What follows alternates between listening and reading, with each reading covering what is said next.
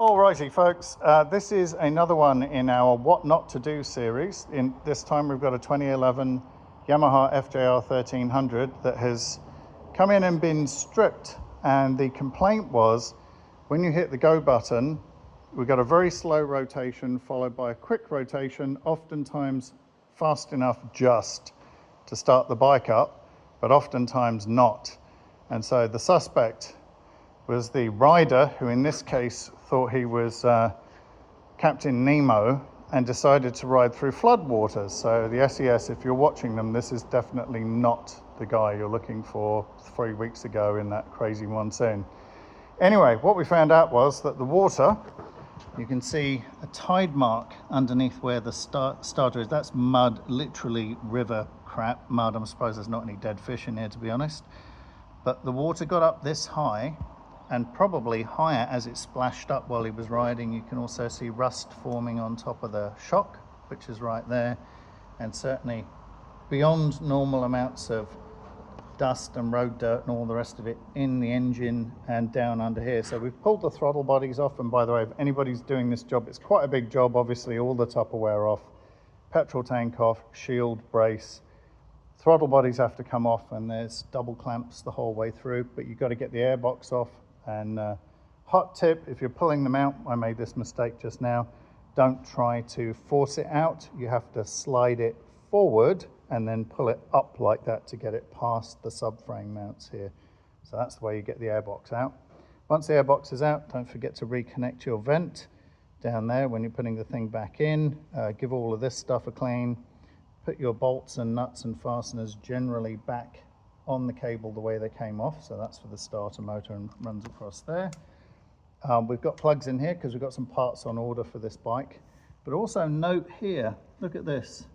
All of this oxidization is generally a combination of some sort of corrosive element in the water, so dirt, rust, whatever, reacting with the throttle body in this case. You can also see tide marks right there. Luckily it didn't get into the throttle bodies. That's why we've got all this plugged up. So long story short, what's the problem with the bike? Well, definitively we won't know until the starter gets here and I put all this stuff back together, but that is the starter that I've just removed from the bike, and we've got two observations in here. I've given this a quick clean.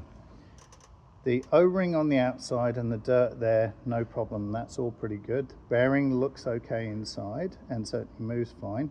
But again, look at all the oxidation here. So that's where the starter hot side connects. Look underneath, all of that oxidation there.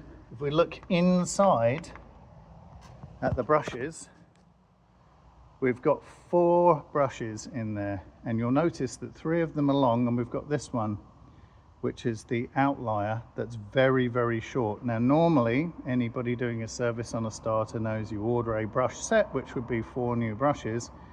You would clean all of this and fit the 4 new brushes. So to have one stuck, this would explain why it goes whoop, whoop, whoop, nothing, whoop, whoop, whoop, nothing. So in this case we've got a combination of problems. Also, you can't smell this, I wish you could, but you can't. It's very burnt inside. So what's been happening is this one has been shorting out or not making contact, causing overcurrent and draw back through the system and actually pop the main fuse. So we won't be reusing this starter. I might put a new brush set in it just to test it, but this will be a question mark over its head because that is not the correct color for this either. It's usually almost a bright orange under there. And you can see all of that burnt carbon where it's been trying to spin the motor over and not being able to do so. That's number 1. Number 2, if we look inside here, you can see more of the same. So that's carbon buildup and scoring on the edge of the windings here on this pickup. You can actually see quite a big lip right here, which is not normal. And again, this could be refurbished. You could put a bit of sandpaper on it, bring it back to being level, get this all back to being a bright coppery color again. But if you look inside, you've got lots and lots of burnt carbon that's now scored and spun off while it's hot and stunk up all the windings in here. Again, scratch and sniff is not a thing, but if it was, you wouldn't like the smell. It smells like rusty burnt cabbage. It's not nice. Not too much wrong with the actual gears themselves, if that'll focus. There we go. They look okay-ish, but again, a little bit suspect, so we won't be dealing with that.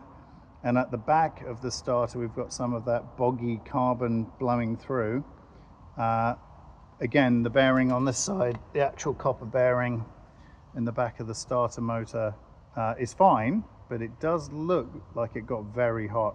There's a bit of scoring in there, so we're not going to be using this. We've got a replacement low kilometer used unit coming in, known good from a trusted supplier. Once that gets here, we'll pop that back in the bike in that hole over there, button everything up and give it a run and see how it works. But that is what not to do. So word to the wise, no matter how adventurous you are, your name's not Captain Nemo, especially if you're on two wheels. Ride safe, rubber side down. Cheers everyone.